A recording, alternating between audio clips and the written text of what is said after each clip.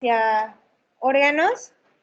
También tenemos la resonancia magnética, que no funciona con rayos X, la ecografía, que funciona con ondas sonoras, y pues todos los estudios especiales, inclusive tenemos los estudios de endoscopía. Visión de la universidad, ya la conocen.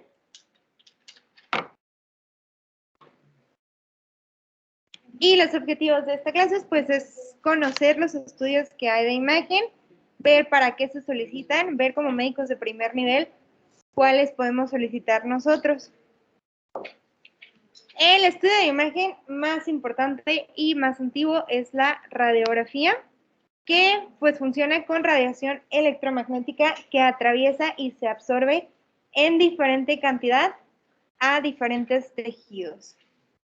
Nos da una imagen o una impresión de estos tejidos que absorben la radiación, que se va de blanco a negro y en una escala de grises. En el cuerpo humano, las diferentes estructuras anatómicas absorben diferente cantidad de rayos X, por lo tanto, se van a observar en diferentes densidades en las radiografías. Sí.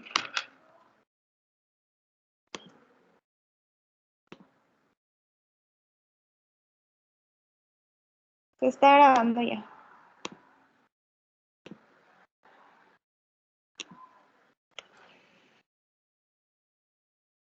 Rayos X, William Conrad. La primera radiografía para la clínica se tomó el 22 de diciembre de 1865. Fue una radiografía de la mano de la esposa de este señor. De hecho, es esta, con el anillo. Y que es importante que sepan de aquí, pues que inmediatamente fue adoptada como un estudio de imagen y muy rápidamente se empezó a estudiar para la práctica clínica. ¿Cómo se llamaba? Aquí está William Conrad. William Conrad. Si quieren copiar el nombre, porque ese se los pueden preguntar en el examen. ¿Cuándo fueron los mismos de lo de Curie, de Marie Curie? La radioterapia, entonces. Fue la base nomás. Fueron sus bases, ajá. Pero este señor fue el que descubrió. De hecho, estaba haciendo otro tipo de prácticas y él descubrió de repente que los rayos atravesaban de forma fosforescente un cartón y lo empezó a probar en diferentes estructuras y se dio cuenta que diferentes densidades y diferentes materiales absorbían diferente y causaban otras impresiones de diferentes colores, y ya fue cuando decidió probarlo en la mano de su esposa. Nos permiten pues ver estructuras anatómicas y también de hecho algunos órganos que son de densidades más altas. Hay diferentes equipos de rayos X que se adecuan al tipo de proyecciones que se necesita tomar, y también hay diferentes equipos de rayos X que utilizan diferente cantidad de rayos para hacer diferente tipo de impresiones. ¿Cómo vamos a ver los distintos materiales en una radiografía? Huesos y metales absorben mucha cantidad de rayos, por lo cual aparecen de color blanco. El aire en los pulmones no absorbe casi nada de radiación, por lo cual aparece de color negro. Y la grasa y músculos es como el intermedio entre el aire y las estructuras sólidas como el hueso o los metales, y se va a ver de color gris. Aquí pues viene una tablita, es importante que la conozcan y se vayan familiarizando para que realmente puedan leer una radiografía de forma técnica y no solamente de forma deductiva. Más o menos, esta es la escala de grises que se manejan en una radiografía. Y aquí es importante que aprendamos un término muy importante: radioopacidad, y otro término muy importante que es la radiolucidez. La radioopacidad se refiere a todo aquello que al absorber el rayo se imprime en forma blanca, gris o con algún color, aunque sea poquito. La radiolucidez se refiere a lo que no se imprime, vaya, en la radiografía y se ve negro o gris casi negro. Por ejemplo, el hueso ¿cómo se ve en la radiografía? ¿Eso es radiopaco o radiolúcido? Radiopaco. El moco en una neumonía, en una radiografía de tórax, ¿se verá radiolúcido o se verá radiopaco? Se ve radiopaco. Radiolúcido se ve nada más el aire, ¿sale? También hay figuras que mezclan líquidos con aire, como por ejemplo los abscesos, que los vamos a ver más adelante. Esos los definimos como figuras radiopacas con una zona de radiolucidez, incluso se puede decir un nivel hidroaéreo. Vamos a ir aprendiendo diferentes términos. Entonces, radioopaco, todo lo que se imprime en blanco; radiolúcido, todo lo que se imprime en negro. Y otro término muy importante que vamos a estar aplicando son las figuras o las impresiones homogéneas, que son aquellas que tienen ese color blanco parejo en toda la impresión, como por ejemplo un hueso es una impresión radiopaca y homogénea, y aquellas que son heterogéneas, que son imágenes que intercalan zonas de radioopacidad con zonas de radiolucidez o que incluso se ven moteadas. Así más o menos está el espectro. Obviamente el aire se ve de color negro. La grasa se ve homogénea, o sea, no tiene ningún moteado, no tiene ninguna zona que deba verse más radio opaca en ella, y se ve gris. El agua también es una imagen radio opaca y homogénea. El agua no tiene que tener zonas de radiolucidez, a menos que esté mezclada con aire, y normalmente lo que provoca eso es un nivel hidroaéreo. El calcio es una imagen bien definida y bien radioopaca. Del hueso a veces se pueden alcanzar a distinguir los dos córtex, a veces no. Depende de la edad del paciente. También se pueden ver zonas de radiolucidez o más radiolucidas que el hueso, que pueden ser las epífisis de crecimiento, y las fracturas se ven como trazos radiolúcidos dentro de esta radioopacidad. Y finalmente los metales, que son los que más rayos absorben, por lo tanto los que más se imprimen en color blanco, y son imágenes bien definidas y mucho más radiopacas que el agua o que el calcio. ¿Qué nos puede dar una impresión de un metal? Puede ser cuando el paciente no sigue bien nuestras indicaciones y se deja, por ejemplo, alguna cadena, o se deja el broche del brasier, o el paciente tiene algún aparato ortopédico por alguna operación, ya sea un clavo, una placa, lo que sea. Un marcapasos, sí se vería en una radiografía, de preferencia no tome una radiografía en pacientes con marcapasos. Porque puede interferir y no se puede ver bien la imagen. Depende también, pues, de para qué la quiera.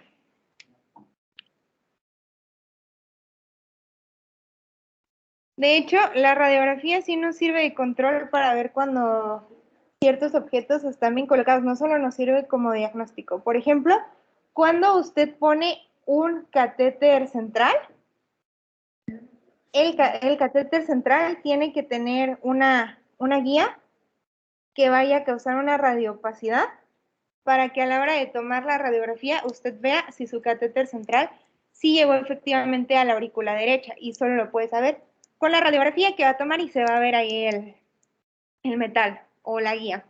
También una sonda, por ejemplo, nasoyeyunal, tiene que tener una punta que vaya a causar radiopacidad en una radiografía para ver que se haya colocado bien y que esté a la altura que debe de estar. Y pues infinidad de otros dispositivos médicos que tenemos se evalúan con una radiografía. La colocación de un DIU, por ejemplo, obviamente no vamos a tomar una radiografía para ver un DIU. Sí se vería en una radiografía, pero se usa más el ultrasonido. Entonces, también importante, los estudios de imagen no solo nos sirven para diagnosticar, sino que nos sirven para corroborar los procedimientos. En el nivel de atención primaria, nosotros a lo que podemos acceder es a tomar una radiografía o un ecosonograma. Son de hecho los estudios de imágenes más inofensivos y menos costosos, y nos pueden dar una pauta pues invaluable para tratar a un paciente cuando no tenemos otras herramientas y también pues para no gastar en esas otras herramientas, porque el costo de una radiografía a una tomografía se eleva muchísimo y de una tomografía a una resonancia magnética no se diga tampoco. Siempre hay que evaluar el riesgo-beneficio cuando vamos a pedir un estudio de imagen. En ultrasonido pues no es mayor coste, en la radiografía sí hay que pensar en algunas cosas más que vamos a ver ahorita adelante. ¿En qué pacientes tengo que yo tener cuidado cuando voy a pedir un estudio de rayos X? En pacientes que tienen, ¿mande? Embarazo es contraindicación absoluta para rayos X. A las embarazadas o les toma un eco o les toma una resonancia, pero jamás una radiografía o una resonancia o una tomografía. ¿La resonancia no usa radiación? Son ondas magnéticas, vaya. Por eso se llama resonancia magnética. Es otra forma de imprimir la imagen y es una forma que está probada que no, pues, que no causa mayor daño en el bebé. Una radiografía en el embarazo únicamente podría estar indicada al final del embarazo para evaluar desproporción cefalopélvica, pero sobre todo en el primer trimestre hay que evitarlas a toda costa porque esos rayos X van a ocasionar o van a ser teratogénicos para el producto. Otros pacientes en los que hay que tener cuidado cuando solicitamos estudios de imagen, pacientes con antecedentes de cáncer en familiar de primer grado, padre, madre o hermanos, o hijos. Pacientes que ya tienen un diagnóstico de cáncer, o pacientes que ya han estado tratados con terapia de radiación para cualquier tipo de cáncer, sobre todo leucemias o linfomas.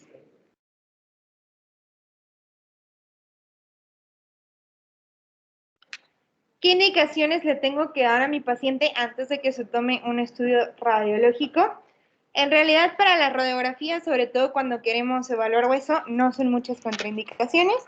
De preferencia se le tiene que sugerir al paciente que esté con adecuada higiene corporal. Obviamente no es necesario porque pues la mayoría de las radiografías, por ejemplo, de hueso que se van a tomar, son bajo situaciones de urgencias, entonces pues no lo puede controlar el paciente. Se le puede sugerir también no llevar objetos como monedas, cadenas, llaves o cualquier objeto de metal. Y pues no, para tomar una radiografía convencional no se requiere ninguna preparación específica. Para otro tipo de estudios de imagen ya vienen otras indicaciones más específicas. Por ejemplo, para ultrasonido en vesícula o renal, de vía biliar, ultrasonido para embarazo, cualquier tipo de ultrasonido requiere que el paciente beba mínimo 1 litro de agua porque si no, la onda sonora no se va a expandir y no se va a ver una imagen adecuada. Para la tomografía con contraste IV, se le solicita siempre al paciente estar en ayuno, se le entrega el contraste 1 hora antes, el paciente lo pone en una botella de agua de 1 litro y se lo tiene que tomar completo. Y pues también hay otros estudios con material de contraste que son más rudimentarios y que ya no se usan mucho. Por ejemplo, la orografía excretora o el trago de bario. Y también el colon por enema. Bueno, el colon por enema tienen que preparar también a su paciente. Hacen un enema jabonoso primero para que esté completamente limpio el intestino. Indicadores y contraindicadores de imágenes radiológicas. Bueno, aquí vamos a ver en este taller, este va a ser uno de los talleres más extensos del curso. Vamos a ver los síndromes pleuropulmonares otra vez, que espero que se acuerden por lo menos poquito, pero creo que no. Vamos a ver los síndromes pleuropulmonares y los vamos a entender mucho mejor porque los vamos a relacionar con las imágenes patológicas de las radiografías de tórax. También vamos a ver radiografías, levemente radiografías de trauma, cómo se lee una radiografía de un hueso. Tipos de radiografías más comunes que se toman en la clínica, la de tórax, que acuérdense que no solo nos sirve para ver el estado de los pulmones, sino también para ver el estado del corazón o el tamaño del corazón. Se toman también las radiografías de abdomen, son útiles incluso en el diagnóstico de apendicitis. Se toman radiografía de pelvis, es una de las más solicitadas y una de las fracturas más comunes y más mortíferas en adultos de la tercera edad. Radiografías de cráneo, cualquier persona tiene traumatismos en el cráneo. ¿Y por qué no me dicen que no se ve la presentación en el proyector? ¿Sí se veía? Ah, excelente. A ver si se vuelve acá.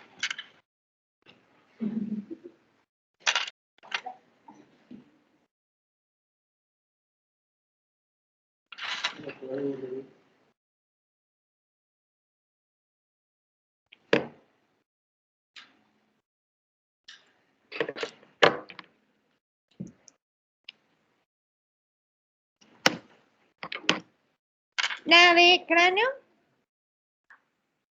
Doctora, Dime. a nosotros sí nos dejó de compartir ahorita.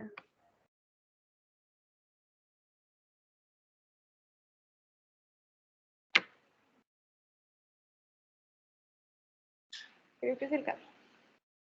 Bueno, si se vuelve a apagar, me dice. La de cráneo es la que más, de las que más tomamos, se puede usar para evaluar traumatismos en cráneo. Existen proyecciones especiales como las de otorrino, donde se ven los senos paranasales, como la proyección de Cadwell, las radiografías de columna vertebral y las radiografías de extremidades. Estas dos también muy orientadas al traumatismo, pero también se pueden utilizar para la evaluación, por ejemplo, de escoliosis o dolores crónicos o de control en pacientes con artritis reumatoide o espondilitis anquilosante. ¿A quién le tomo una radiografía? A pacientes que tienen dolor crónico, a pacientes que presentan algún tipo de síntoma neurológico, dígase agudo o dígase crónico. Puede ser a un paciente en quien sospecho yo que está teniendo un evento vascular cerebral, o puede ser un paciente que trae adormecida la pierna por la parte de atrás y pienso que puede haber compresión del nervio ciático. Pacientes que tienen traumatismos, cada traumatismo tiene sus propias indicaciones para la toma o no de una radiografía. A pacientes que tienen cirugías previas, nos puede ayudar a evaluar, por ejemplo, adherencias, obstrucciones o que haya quedado bien la ortesis que le colocamos al paciente. A pacientes que tienen neoplasias, dependiendo de la neoplasia, se pueden tomar también estudios de radiología. Por ejemplo, el trago de bario nos puede ser útil para evaluar a pacientes con neoplasia de esófago. La serie gastroesófago duodenal nos puede ser útil para evaluar a pacientes con cáncer de estómago, o el colon por enema también nos ayuda a evaluar a pacientes con cáncer de colon. Jamás una radiografía va a ser el estándar de oro para diagnóstico de ninguna patología, porque, pues, bueno, ¿alguien sabe qué es el estándar de oro? El estándar de oro para el diagnóstico de alguna patología es un... ¿Mande? Más o menos. Hay que familiarizarnos con este término. Cuando hablo del estándar de oro, hablo del estudio que más sensibilidad y más especificidad. ¿Alguien se acuerda a qué se refiere la sensibilidad y a qué se refiere la especificidad? La sensibilidad es qué tan preciso es y la especificidad qué tan específico es para cualquier cosa. Como rayos X, puede ser muchas cosas, pero ninguna es específica para eso, más que para los huesos.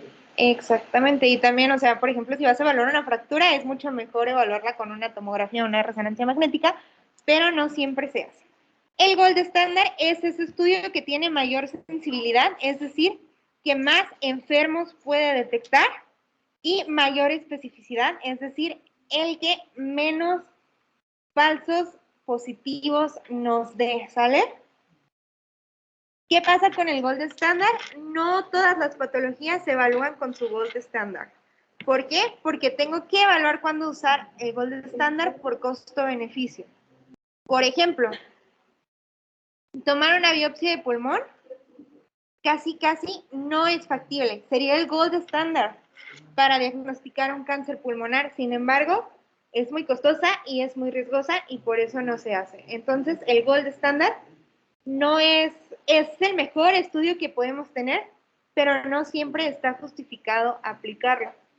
Y pues lo importante aquí es que siempre hay que conocerlos y a partir de que empiecen sus materias clínicas, van a tener que ustedes diferenciar entre el estudio de elección, que el estudio de elección es aquel que se justifica costo-beneficio, riesgo-beneficio en un paciente, y el gold standard, que sería el mejor, que como les digo, no es el que se tiene que hacer en todos los casos. Se puede tomar radiografías a pacientes con anomalías congénitas, como por ejemplo en bebés, que con la maniobra de Barlow y Ortolani sospechamos una displasia de cadera, se evalúa con una radiografía. En pacientes inestables. En pacientes inestables, el único estudio o los únicos 2 estudios a los que podemos acceder nosotros y a los que podemos someter al paciente son las radiografías portátiles en el hospital cuando el paciente está en urgencias y el ultrasonido FAST, que sirve para evaluar abdomen o traumatismos abdominales o abdomen agudo en pacientes pues, que estén inestables. Obviamente, en un paciente que esté chocado, no van a correr el riesgo, por más que necesiten una tomografía, no van a correr el riesgo de llevarlo al tomógrafo, porque lo más seguro es que se les muera o en el tomógrafo o en el camino hacia el tomógrafo, aunque sean 10 metros los que tengan que recorrer. Si no puedo mover a mi paciente, lo único que me queda es pedirle al radiólogo que vaya y le tome una radiografía portátil o en su defecto un ultrasonido FAST, dependiendo de qué patologías estemos evaluando. Pacientes con patologías degenerativas como artritis psoriásica, artritis reumatoide, espondilitis anquilosante, se controlan o se toman los controles con rayos X. Pacientes con limitación de la movilidad, también se tienen que evaluar estudios de rayos X. Pacientes con osteoporosis, para el diagnóstico ya saben que se requieren 2 densitometrías óseas seriadas que tengan menos de 2 desviaciones estándar, bajo de la puntuación Z. Y para planificación quirúrgica, ¿qué estudios puedo pedir para la planificación quirúrgica? Si voy a evaluar a un paciente de trauma, obviamente le pido la radiografía del segmento corporal que esté afectado. Pero, por ejemplo, en pacientes que ya son añosos, quienes van a ser sometidos a cirugía, se requiere una radiografía de tórax para ver su estado general y ver si es candidato o no a la cirugía, entre otros exámenes de valoraciones preoperatorias. Contraindicaciones, única contraindicación absoluta de rayos X, como ya lo habíamos dicho, es el embarazo. Vamos a ver entonces cómo se lee correctamente una radiografía. Y déjenme ver ahora, vamos súper bien. ¿Cómo se lee correctamente una radiografía? Las diferentes radiografías se leen de diferentes formas. De las más importantes y de las que más van a ver, empezamos por las radiografías de tórax. En una radiografía de tórax, esta listita tienen que eventualmente con la práctica aprendérselas para que no se les vaya ningún detalle. Estas se las preguntan tal cual en su examen profesional. Todos los exámenes profesionales tienen una radiografía de tórax para evaluar. Entonces sí les recomiendo que presten mucha atención y que lo anoten y lo peguen en un lugar donde lo puedan ver diario. Y que de repente, por ejemplo, si están aburridos, si están esperando a que salga su camión para ir a su casa, etcétera, abran una radiografía de tórax y la analicen. Cualquier radiografía de tórax. La práctica. Doctora, sí está poniendo presentación porque sí, no se ve nada. Solamente la ve a usted. Déjame la vuelvo a compartir. No sé si mis compañeros están viendo. Yo pensé que solamente yo ya no estaba presentando nada. Creo que fue cuando se desconectó el proyector y lo volví a conectar, perdón. ¿Ya la ves, Eva? Está cargando, no sé todavía. Ya, ahora sí, gracias. Perfecto. ¿Qué significa cada uno de estos términos? Lo vamos a ir viendo uno por uno. Primera cosa que tenemos que evaluar es la colocación de la radiografía. La colocación de la radiografía es tan simple como ponerla al derecho en el negatoscopio y tan complicado como eso cuando están nerviosos porque los están evaluando. El tipo de proyección se refiere a por dónde entra el rayo y por dónde imprime el rayo. Entra por adelante, imprime por atrás, entra por atrás, imprime por adelante, entra inclinado, etc. La penetración se refiere a que se hayan usado la cantidad de rayos correcta para dar una impresión correcta. La rotación, el centrado, la inclinación tienen que ver con cómo se acomoda el paciente o cómo el paciente se acomoda solito. La edad radiológica, un paciente se puede estimar su edad por medio de una radiografía. Obviamente el sexo del paciente, que es a veces fácil de determinar en los adultos, en los niños no. Vamos a evaluar que no hay estructuras extratorácicas o dispositivos extratorácicos o cuerpos extraños. Se evalúa también el tórax óseo. Se evalúan las partes blandas, dígase el diafragma, dígase el corazón, dígase el parénquima pulmonar. Se evalúan los mediastinos, cómo se ven esos mediastinos, superior, inferior, los semidiafragmas y finalmente las patologías del parénquima pulmonar. Ese es el orden correcto en el que se tiene que ir leyendo una radiografía de tórax. Obviamente, cuando ustedes hagan una nota clínica, no van a escribir toda esta descripción, pero sí les va a servir porque muchas veces errores en la técnica que se identifican al hacer estos pasos, nos pueden descartar que pues veamos mal una radiografía y digamos que el paciente tiene o no tiene una patología, ¿sale? La colocación, tan simple como ponerla al derecho en el negatoscopio. Normalmente las radiografías tienen la ficha de identificación del lado derecho del paciente en la parte inferior. Es decir, si nosotros vemos la radiografía de frente, la ficha de identificación tiene que quedar directo hacia nuestra mano izquierda. Si la ficha de identificación no está ahí, basta con que nos fijemos en la silueta cardíaca. La silueta cardíaca tiene que estar, obviamente, a la izquierda del paciente, al menos que tenga extracardia, que tendrían que informarnos primero. Tiene que estar a la izquierda del paciente y yo tengo que ver de frente a mi paciente, aunque sea mi radiografía. Entonces, la silueta cardíaca tiene que quedar derecho hacia mi mano derecha. Aquí, pues, fácil. Aquí se ve la ficha de identificación, aquí se ve la silueta cardíaca. El tipo de proyección. Radiografías de tórax, tenemos dos proyecciones muy importantes. La posteroanterior y la anteroposterior. La posteroanterior se refiere a aquella proyección que se toma el rayo entrando por atrás del paciente y haciendo la impresión hacia adelante. ¿Cómo identifico yo una proyección posteroanterior y para qué me sirve una proyección posteroanterior? Proyección posteroanterior de tórax se va a usar siempre que queramos evaluar pulmón y que el paciente pueda ponerse de pie y tomarse la radiografía de pie. ¿Por qué? Si el paciente está acostado, tengo que tomar a fuerza zona anteroposterior. También me sirve para ver pulmón, pero tiene ciertas limitaciones. Posteroanterior. ¿Por qué me sirve para evaluar pulmón? En la radiografía posteroanterior, las escápulas se ven fuera del parénquima pulmonar. O sea, aquí no puedo ver la forma de la escápula, lo que me da más visibilidad y no me oculta ningún cuerpo extraño, ninguna patología o ningún signo patológico. Posteroanterior, me fijo en los arcos costales, que es muy importante, que va a ser de las cosas que más la van a diferenciar de una proyección anteroposterior. Y es que los arcos, si se fijan aquí, se ven redondeados. Se observa el pulmón en su totalidad y ya les dije, el rayo entra por atrás y hacia el frente. Diferencia, radiografía anteroposterior. ¿De qué me sirve a mí una radiografía anteroposterior?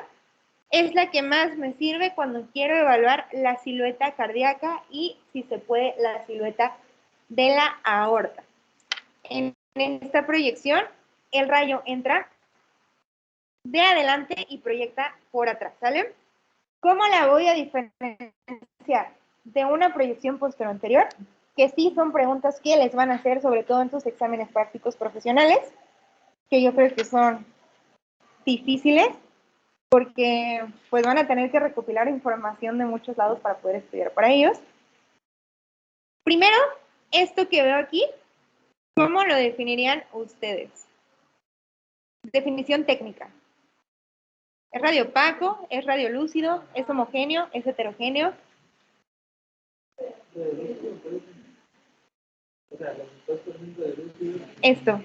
Esto que ven aquí, lo que está aquí. ¿Es homogéneo? Porque no se ve moteado, no se ven zonas de radioopacidad y zonas de radiolucidez. Es simplemente una sombra homogénea. ¿Es radiopaca o es radiolúcida? ¿Cuándo se decía radiopaca y cuándo se decía radiolúcida?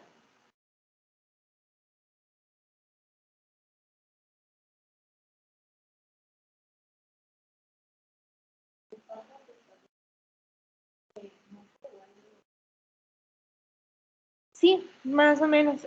Radioopacidad es todo lo que no se vea negro. Radiolucidez es todo lo que se vea negro, ¿sale?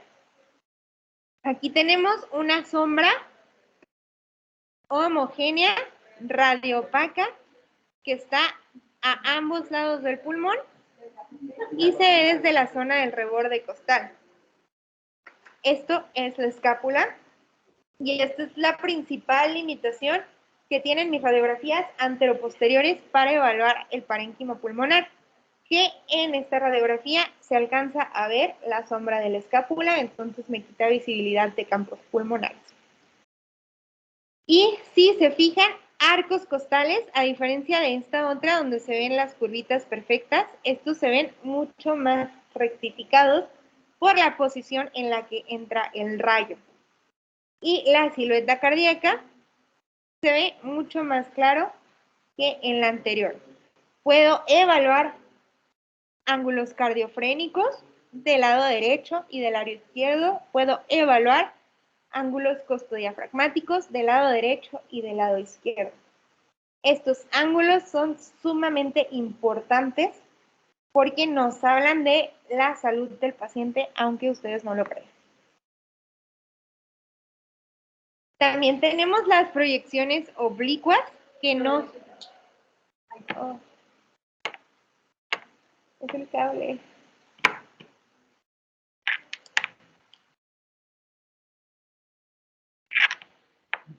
Déjenme ver si no se dejó de compartir con sus compañeros.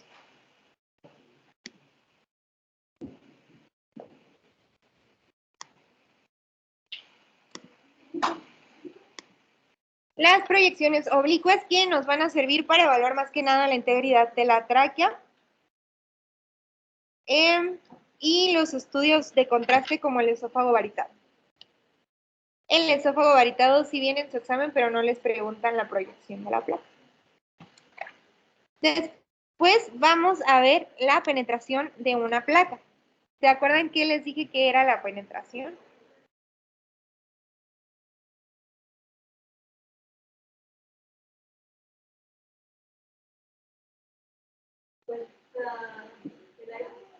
Que se haya usado la intensidad correcta para tomar esa radiografía. Una penetración correcta, yo la defino como aquella radiografía en la que mi columna de aire en la tráquea se ve no más abajo que la cuarta o quinta vértebra dorsal o que el cuarto o quinto espacio intercostal. ¿Cómo cuento los espacios intercostales? Súper importante que se sepan esto porque todo lo van a definir o todo lo van a reportar en una radiografía de tórax con los niveles de los espacios intercostales. Entonces es algo a lo que le tenemos que poner suma atención. Hay una vértebra aquí que se alcanza a ver como si diera un círculo completo. Si se fijan, aquí está una, aquí está la otra. Son como los ojitos de un marciano. esa vértebra, esa costilla es su primera costilla. Entonces, los espacios intercostales los vamos a empezar a contar desde la costilla, que le sigue a esos ojitos de marciano. Esta sería mi primera costilla. Entonces, aquí abajito estaría mi primer espacio intercostal, segundo espacio intercostal, tercer espacio intercostal, cuarto espacio intercostal, quinto espacio intercostal.